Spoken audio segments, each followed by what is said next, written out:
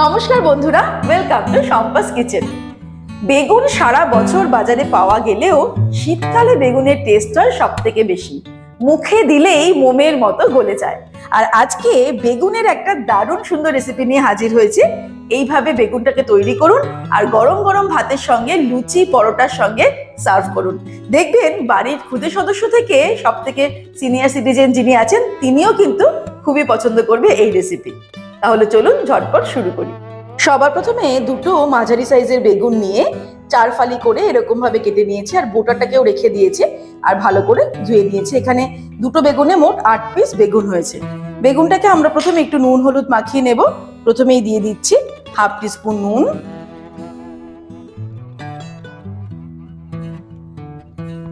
দিয়ে দেব 1 টিস্পুন চিনি, half teaspoon হলুদ গুঁড়ো, আর দিয়ে দিচ্ছি লঙ্কার গুঁড়ো হাফ টিস্পুন। সামান্য একটু সর্ষের তেল দিয়ে এবারে নুন হলুদ চিনি আর লঙ্কার গুঁড়োটাকে ভালো করে বেগুনের সঙ্গে মাখিয়ে নেব। এইভাবে বেগুনটাকে মাখিয়ে নিলে কিন্তু বেগুনের মধ্যে নুন মিষ্টি সবটাই বেশ সুন্দর মতো ঢুকবে। খুব ভালো করে নুন হলুদটা বেগুনের গায়ে মাখিয়ে নিলাম।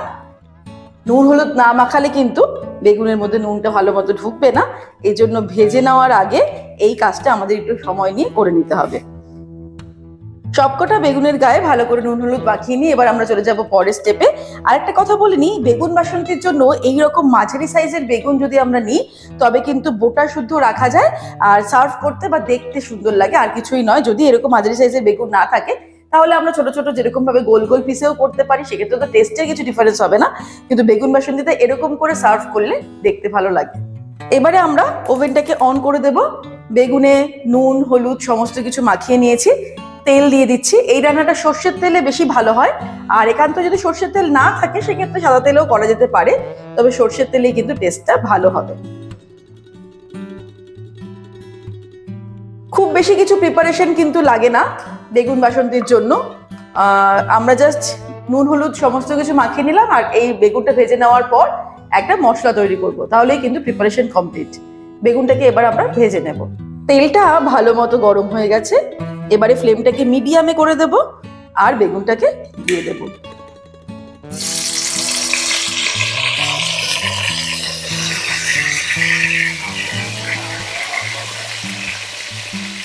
চার পিস করে বেগুন একবারে ভেজে নিচ্ছি। দুটো ব্যাচে বেগুনটাকে ভেজে নিতে হবে। 1 মিনিট মতো হয়ে গেলে এবারে আমরা বেগুনটাকে উল্টে উল্টে দেব। এই জন্য একটু বড় কড়াইতেই কিন্তু রান্নাটা করা সুবিধের হবে। আবারও 1 মিনিট হয়ে গেলে উল্টে দেব বেগুনটাকে। এইভাবে আমাদেরকে ভেজে নিতে হবে। এইভাবে বেগুনগুলোকে 2 থেকে 3 মিনিট আমরা ভেজে নিলাম, কারণ একদম কিন্তু খুব বেশি সময় আবার ভাজবো না, যে বেগুনগুলো একদম যাতে নরম না হয়ে যায়। ঠিক এইরকম ভাজা হয়ে গেছে তখন আমরা এগুলোকে তুলে নেব, কারণ গ্রেভিতেও এটা কিছুটা সিদ্ধ হবে। তবে সেক্ষেত্রে বলে রাখি, অনুষ্ঠান বাড়িতে কিন্তু এই বেগুনগুলোকে গ্রেভির মধ্যে না দিয়ে একবারে ট্রেতে সাজিয়ে তার উপর দিয়ে গ্রেভিটা ঢেলে দেওয়া হয়, তাই তারা কিন্তু বেগুনটাকে একদম সম্পূর্ণই ভেজে নেয়। বাকি 4টে পিস বেগুনও আমি এইভাবেই ভেজে নেব। বেগুন ভেজে নেওয়ার পর এবার একটা মশলা তৈরি করব। তার জন্য মিক্সি নিয়ে নিয়েছি, নিয়ে নেব সর্ষে। কালো সর্ষে নিয়ে নিচ্ছি 1 টেবিল স্পুন, সাদা সর্ষে নিয়ে নিচ্ছি 1 টেবিল স্পুন, দিয়ে দেব পোস্ত 1 টেবিল স্পুন, হাফ টিস্পুন নুন দিয়ে দিলাম। সর্ষে বাটার সময় কিন্তু নুন দিতে হবে।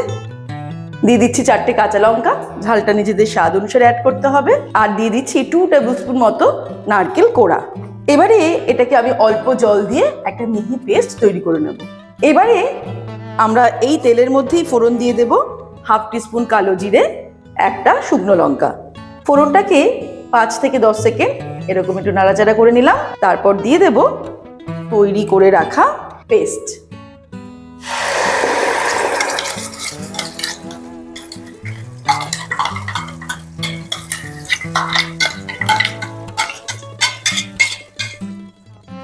ফ্লেমটাকে একদম লো করে দিয়েছি।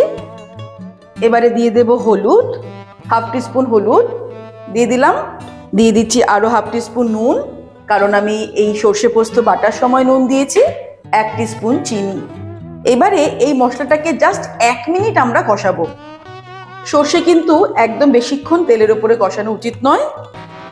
1 মিনিট আমরা কষিয়ে নেব, তাও লো ফ্লেমে। 1 মিনিট কষানো হয়ে গেলেই এর মধ্যে দিয়ে দেব জল।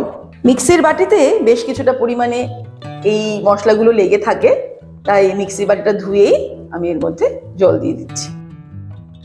বেগুন বাসন্তীর গ্রেভিটা খুব বেশি পাতলাও হবে না, এর জন্য খুব বেশি জল দেওয়ার প্রয়োজন নেই। ফ্লেমটাকে মিডিয়াম করে দেব।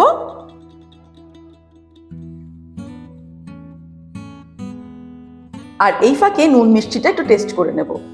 আর একটু সামান্য নুন দিতে হবে, আরো হাফ টিস্পুন নুন দিলাম। এবারে গ্রেভিটা ফুটে ওঠার অপেক্ষা।